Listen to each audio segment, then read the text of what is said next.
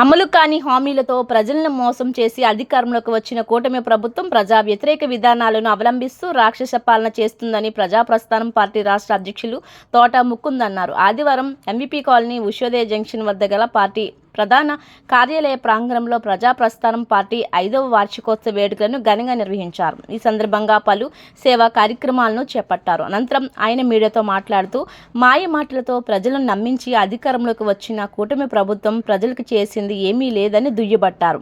రాష్ట్రం అభివృద్ధి దిశగా ముందుకు వెళ్తుందని ముఖ్యమంత్రి చంద్రబాబు నాయుడు, ఉప ముఖ్యమంత్రి పవన్ కళ్యాణ్, అలాగే మంత్రి నారా లోకేష్, ఇతర మంత్రులు, ఎంపీలు, ఎమ్మెల్యేలు ప్రచారం చేసుకోవడం తప్ప ప్రజలకు ఒరిగింది ఏమీ లేదని చెప్పారు. ప్రభుత్వం చెబుతున్న దానికి పరిస్థితులు అందుకు భిన్నంగా ఉన్నాయని పేర్కొన్నారు. రాష్ట్రంలో ఎక్కడికక్కడ సమస్యలు పేరుకుపోయి ఉన్నాయని తెలిపారు. అందరికీ నమస్కారం అండి. నేను మీ తోట ముకుంద్, ప్రజాప్రస్థానం పార్టీ రాష్ట్ర అధ్యక్షుడు అండి. ఈరోజు 5వ వార్షికోత్సవం చేసుకోవడం చాలా సంతోషంగా ఉందండి. ఈ 5 ఏళ్ళు ప్రజాప్రస్థానం పార్టీ పట్ల కార్యకర్తలు, మెంబర్లు, నాయకులు అందరూ కూడా సపోర్ట్ చేయడం వల్ల ఈరోజు 5 ఏళ్ళు కూడా పార్టీని బతికించుకుంటూ ప్రజా సమస్యల పట్ల కొట్లాడుతూ ఈరోజు మీ కళ్ళ ముందుకు రావడం జరిగిందండి. ఈ 5 ఏళ్ళు ప్రజాప్రస్థానం పార్టీ నుంచి విశాఖపట్నంలో అనేక రకాలైనటువంటి కార్యక్రమాలు చేస్తూ, అలాగే ఆంధ్రప్రదేశ్ వ్యాప్తంగా మా నాయకులు, కార్యకర్తలు, ప్రజల తరపున నిలబడుతూ ఏ సమస్య వచ్చినా కూడా అండగా దండగా నిలబడుతూ ఈరోజు పార్టీ బలోపేతానికి కృషి చేసిన ప్రతి క్యాడర్కి, కార్యకర్తలకి, మెంబర్స్కి పేరు పేరున అందరికీ కూడా నా హృదయపూర్వకమైనటువంటి నమస్కారాలు తెలియపరుస్తున్నానండి. అలాగే కూటమి ప్రభుత్వం తాలూకు పరిపాలన చాలా దారుణంగా ఉందండి.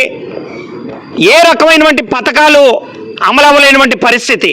5 ఏళ్ళు చాలా ఆ కూటమి ప్రభుత్వం, గత ప్రభుత్వంలో కూడా ఈ కూటమి ప్రభుత్వం అనేక రకాలైనటువంటి పథకాలు ఇస్తామని చెప్పేసి ప్రజల్ని మబ్బు చేసి ఈరోజు ఏ పథకాలు కూడా చాలా మటుకు అమలవ్వలేనటువంటి పరిస్థితి అండి. ప్రతి బిడ్డకి 15,000 రూపాయల ఆర్థిక సదుపాయం ఇస్తామని అన్నారండి. చాలా మటుకు ఒక బిడ్డకు కూడా రాలేనటువంటి పరిస్థితి అండి. అలాగే మహిళలకి 1,500 రూపాయల చొప్పున ప్రతి నెల ఇస్తామని దొంగ హామీలు ఇచ్చారండి. సో ఈరోజు మహిళలకి ఒక్కరికి కూడా 1,500 రూపాయలు అమలు అవ్వలేనటువంటి పరిస్థితి. గ్యాస్ రేట్లు కూడా పెంచేశారండి. వారనే వంకతో గ్యాస్ రేట్లు పెంచినా కనీసం గ్యాస్ రేట్లు బుకింగ్ చేసుకున్నా కూడా రాలేనటువంటి పరిస్థితి అండి. అలాగే నిరుద్యోగులు రోడ్డు మీద పడ్డారండి. నిరుద్యోగ భృతి లేక వాళ్ళు ఇస్తామనేటువంటి హామీ కూడా అమలు అవ్వలేక నిరుద్యోగులు పాపం ఆఖరికి వెండర్ షాపులు కూడా పెట్టుకునేటువంటి పరిస్థితికి వచ్చారండి. అంటే రోడ్డు మీద వెండర్ షాపులు పెట్టుకుంటూ ఆ రోడ్డు మీద ఉండే వెండర్ షాపులు కూడా లంగ్స్ అనేవంటి ఆపరేషన్ లంగ్స్ అని మొత్తం పూర్తిగా కూడా కుదేలు చేశారండి. తల్లి పెట్టదు. అలాగే పోయిన వంటి వెండర్స్ కూడా వాళ్ళు బతుకుతున్నాం అనుకున్న పరిస్థితుల్లో కూడా ఆ బతుకుల మీద కూడా కొట్టేవంటి కార్యక్రమం చేస్తున్నారండి. మరి ఎందుకు ఈ రాష్ట్ర ప్రభుత్వం? అండ్ ఈరోజు జంజీ జనరేషన్ యువకులకి ఏ రకంగా ఈరోజు కూటమి ప్రభుత్వం ఆదర్శంగా ఉంటుందండి. ఎక్కడ చూసినా రెడ్ బుక్ రాజ్యాంగం. ఈ రెడ్ బుక్ రాజ్యాంగం వల్ల పగలు, కక్షలు, ప్రతీకారాలు, దాడులే జరుగుతున్నాయండి ఆంధ్రప్రదేశ్లో. యువత జంజీ జనరేషన్కి మా తాలూకు వంటి కాన్స్టిట్యూషన్ ఆఫ్ ఇండియా, అంబేద్కర్ గారు రాసిన వంటి రాజ్యాంగం మాకు కావాలండి. మాకు రెడ్ బుక్ రాజ్యాంగం వద్దు. అలాగే బస్సులు, ఫ్రీ బస్సులు అన్నారండి. ఈ ఫ్రీ బస్సుల వల్ల ఆటో డ్రైవర్లు రోడ్డు మీద పడ్డారు. మనం విజువల్స్లో కూడా ఆ ఫ్రీ బస్సులో మహిళలు కొట్లాడుకునే వంటి పరిస్థితులు కూడా మనం గమనిస్తున్నామండి. మరి ఎందుకండి ఈ ఫ్రీ బస్సులు? అన్నీ కూడా ఈ స్కీములు ఒక బోగస్ స్కీముల్లాగా ఉన్నాయండి. పేద ప్రజలకి ఏ రకంగా కూడా ఉపయోగపడలేనివంటి స్కీములు నడుస్తున్నాయండి. అండ్ ఈ స్కీములు కూడా పేద ప్రజలకి, దిగుమధ్య తరగతి కుటుంబాలకి అందలేనటువంటి పరిస్థితుల్లో ఉన్నాయండి. అలాగే నేను ఈరోజు ఒక న్యాయవాదిగా జూనియర్ లాయర్ తాలూకు వంటి వెల్ఫేర్కి, సంక్షేమానికి ఏ పథకం ఉందండి చెప్పండి? ప్రతి నాయకుడు, ముఖ్యమంత్రి లాయర్లను ఉపయోగించుకుంటారు వాళ్ళ కేసుల గురించి. మరి అదే లాయర్లకి మీరు పదవిలోకి వచ్చినాక జూనియర్ లాయర్కి వెల్ఫేర్కి కానీ, డెవలప్మెంట్కి కానీ ఏ రకంగా ఉపయోగపడ్డారని ఈరోజు సభాముఖంగా ప్రశ్నిస్తూ, అలాగే రైతులు ఆత్మహత్యలు చేసుకొని చచ్చిపోతున్నారండి. ఆత్మహత్యలకు గురవుతున్నారు. సరైన వంటి గిట్టుబాటు ధరలు కూడా ఇవ్వలేక ఈరోజు రైతులు రోడ్డు మీద పడ్డారు. అలాగే మీడియా మిత్రుల పరిస్థితి అక్రిడేషన్ అని చెప్పేసి ఇస్తామని అక్రిడేషన్ గుర్తింపు కార్డులు కూడా ఇవ్వలేనివంటి రాష్ట్ర ప్రభుత్వం కూటమి గవర్నమెంట్ ఉంటే ఎంత, దిగిపోతే ఎంత అండి. హామీలకి జర్నలిస్టులకి సొంత ఇల్లులు కట్టిస్తామని ప్రతి గవర్నమెంట్ మబ్బు మోట్లు మోసపూరితమైనటువంటి వాగ్దానాలతో మీడియా మిత్రుల్ని వాడుకోవడం తప్పించి వాళ్ళ ఆనరీ పొజిషన్ని కూడా గౌరవించేవంటి అక్రిడేషన్ కార్డులు కూడా ఇవ్వలేదండి.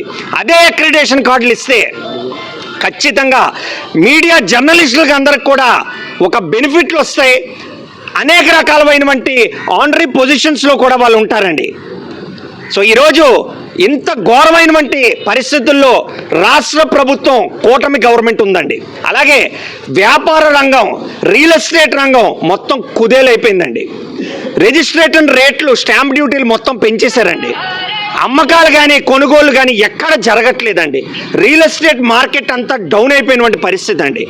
ఇవన్నీ కూడా దృష్టిలో పెట్టుకొని, ప్రజా సమస్యలు దృష్టిలో పెట్టుకొని కూటమి గవర్నమెంట్ ఇంకా ముందడుగు వెయ్యాలి, ప్రజలకు మంచిగా సంక్షేమ పథకాలు అందచేయాలని మనస్ఫూర్తిగా కోరుకుంటూ, అలాగే కూటమి గవర్నమెంట్ ఈ డాన్సులు, సింగింగ్లు, క్రీడా పోటీలు కాదండి. మీరు విలాసవంతమైనటువంటి జీవితాలు ఎంజాయ్ చేయడము, క్రికెట్లు ఆడుకోవడము, సింగింగ్లు ఆడుకోవడము, డాన్సింగ్లు చేయడం కాదండి. ప్రజల గురించి ఆలోచించండి, ప్రజల తరపున నిలబడండి. మంచి మ్యాండేటు ఆంధ్రప్రదేశ్ రాష్ట్ర ప్రజలందరూ కూడా మీ పట్ల ఇచ్చారు. మరి ఎంత ఇచ్చినందుకు మరి మీరు ఏ రకంగా చేస్తున్నారు? వెల్ఫేర్ లేదు, సంక్షేమం లేదు, డెవలప్మెంట్ లేదు.